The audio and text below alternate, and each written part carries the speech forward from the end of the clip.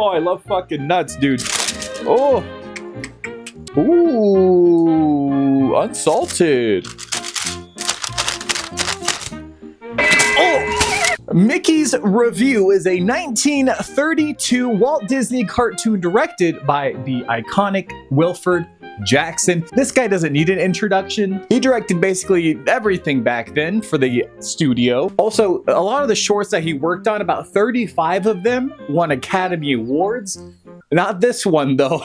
But the reason we are picking this short today is because it is the first appearance of Goofy Goof, known here as Dippy daWg, with a W so you know it's edgy. There was another short called The Whooping Party that released about 5 shorts later that same year, where it was technically Goofy's second appearance, where we see his kind of traditional form that we know him of today. But that's a short for a different day. We're here for Dip daWg. So the film was delivered to Columbia Pictures on May 12th, and it was released May 25th of 1932. It was the 41st Mickey Mouse short film, and about the 5th one that they released that year. It's useless information. There also isn't too much of a backstory that I could find about this short. It's made basically the same way most of the other ones are. You got the live recordings, the sound effects, syncing the voices up with the film. But there was a guy named Pinto Colvig.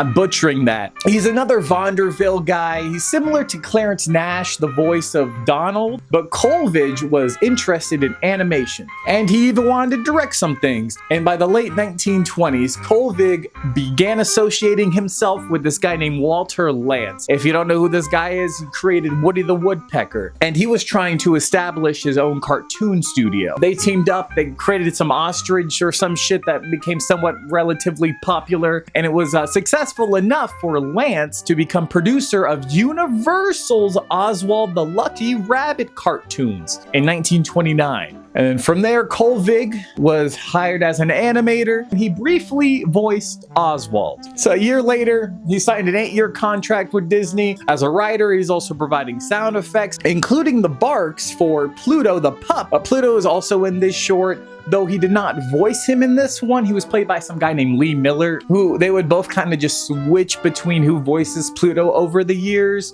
Don't worry about Lee for this short though. And then after that year, he began voicing Goofy full time. And honestly, like many other ones that you probably didn't even know. A self-professed cornball, he came up with all sorts of gags, often supported by musical ideas. Well, you got something simple. 4 characters, 3 pigs and a wolf. Yeah, the wolf would make a great heavy. Well, he's the one that won.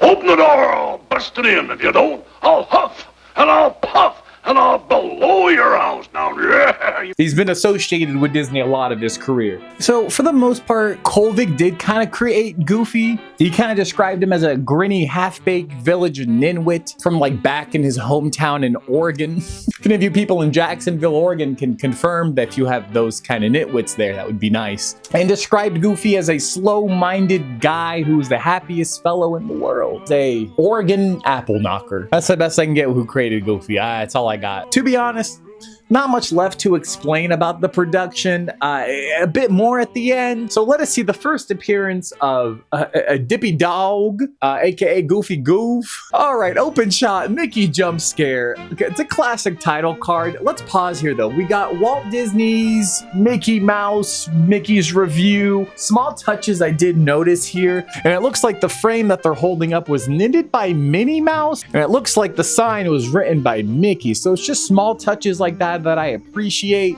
Bottom text, we got recorded by Power Cinephone, which was sold to Disney in 1928 by a scary looking business guy named Powers so that he could make his sound cartoons, because Walt couldn't find a sound distributor for his cartoons. And so with Powers, he began releasing them through this thing called Powers Company Celebrity Productions. It's called Celebrity Pictures.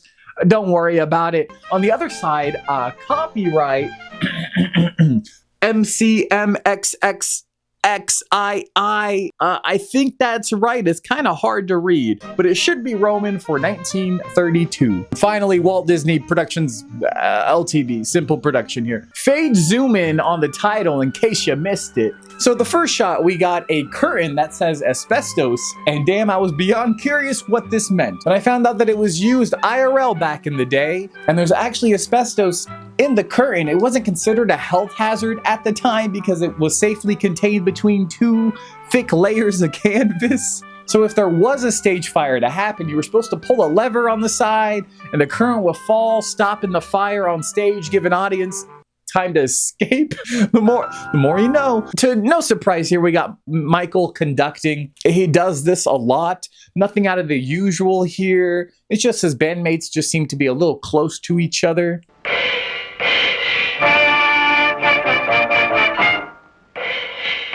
And finally, we get our first appearance of daWg eating some peanuts. This is kind of the only location we see him at. In here, he's just kind of being loud, munching, twisting his nuts. He's got the onlookers looking a little annoyed. And this is basically the whole gag of this short and daWg's whole purpose in this. So he's quite a bit aged here, more than what we're used to seeing him. And this is the only time that we see an older Goof. So hey, now we'll know what he looks like when he ages. So back with Mick, he introduces our next act with Minnie, who just kind of falls from the ceiling in a comedic way.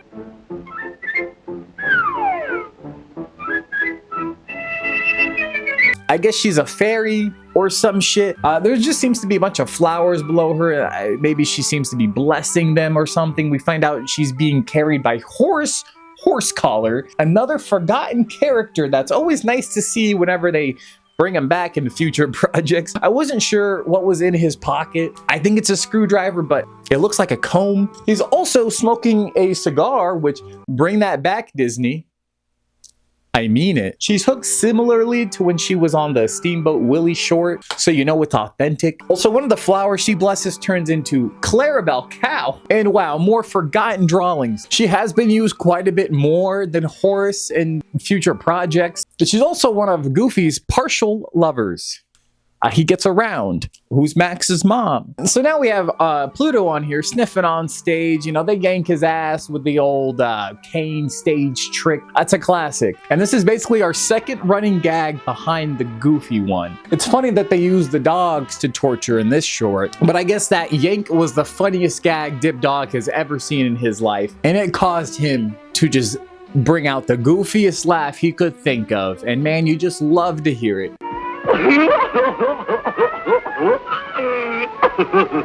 I get more pissed at him. So back with Mike, he's directing 3 Clarabelles on a waltz. Not sure who these people are. Are they related? But I'm not going to look into it. But they do like to throw in a couple moves in there.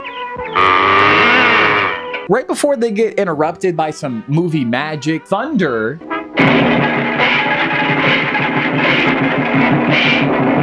Which, if you didn't know, thunder always leads to snow, and they start skating on the stage. Also, real quick, I do want to give props to Horace here for his impressive stage work. That man did the whole thunderstorm by himself, and within seconds was able to climb up to the catwalk to make it snow with his sody crackers. Now that's movie magic. Small note, there's also a hippo that goes by the name of Hippo as a stage extra.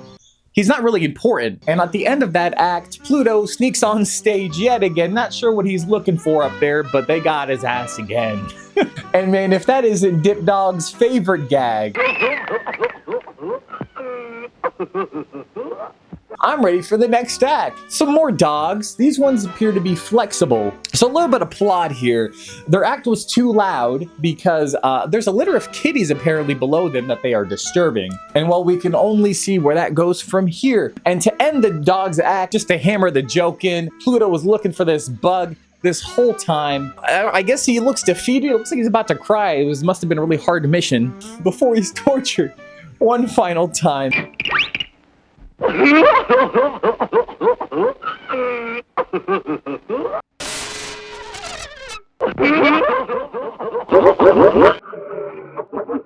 And that's the last we see of Goofy in this short. He's dead.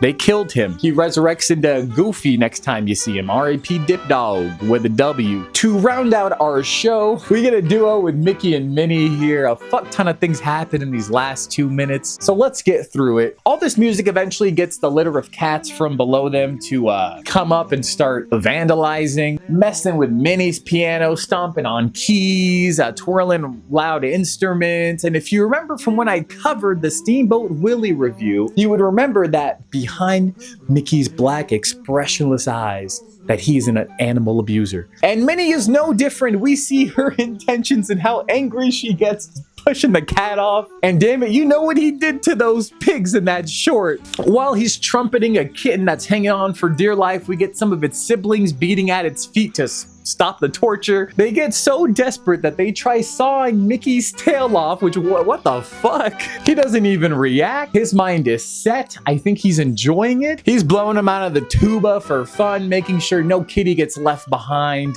He has a smile on him the whole time. So back with Pluto, who's now tied to a chair by Horace, who is reading a Gazette magazine with a girl cow on the cover, which might be code for something. Pluto, I guess, finally breaks free because he wants to rescue his owner, or maybe just to chase the cats, which would make more sense. And don't think Pluto's not off the hook either. He's plowing through these cats, right? And Mickey and Minnie just keep playing their instruments oblivious to what's happening around them. Things are falling. Mick launches into the air and looks confused, but fucking keeps playing anyways. It's only after Pluto comes back and rams into Horace and the asbestos curtains doing what they do best and falling on them. Who knows how many chemicals and toxins are on them now, when they now realize what the fuck is going on. But who cares? They got a standing ovation. The classic Iris out moment with Goofy's laugh to close us out.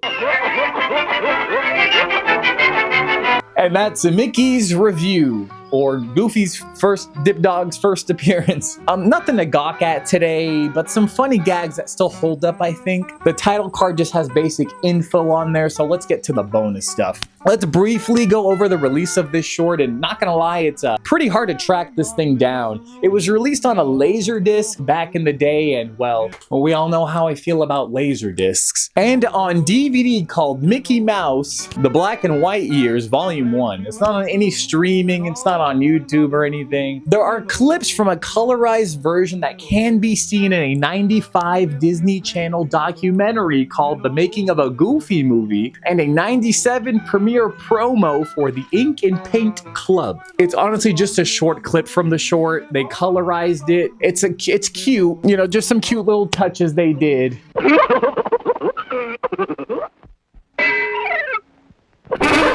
This short also has no association with the Mickey Mouse Revue show in the Tokyo Disneyland, which I don't even think is operating anymore. And finally, fun fact, daWg should be public domain in the year 2028. So get excited, I sure am. And that's it, I'm done. There's nothing else to add. It's just a normal ass short. Thank you for joining me. Join me next time where I cover the next Disney direct to short video, DVD, VHS, DreamWorks, who knows. Bye.